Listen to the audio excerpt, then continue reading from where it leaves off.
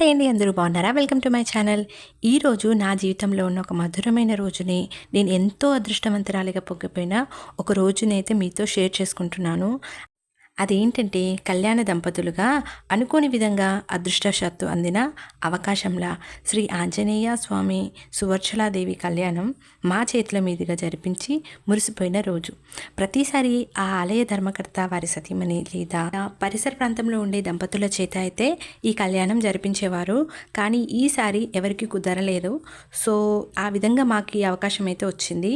ఈసారి మా వారికి నాకు అందడం చాలా సంతోషంగా అనిపించింది. కళ్యాణం అనగానే అప్పటికప్పుడు పట్టరాని ఆనందంతో కావలసినవన్నీ సమకూర్చుకొని ఇద్దరం రెడీ అయిపోయాం.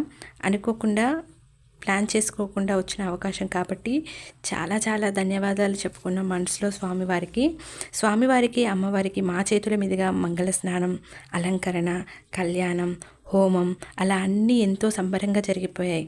కానీ ఈ అనుభవం మాత్రం, ఆనందం మాత్రం ఎప్పటికీ మా గుండెల్లో నిలిచిపోయింది. సో ఆ సంబరాన్ని మీతో పంచుకోవడం నా ఆనందాన్ని ఇంకా రెట్టింపు చేస్తుంది.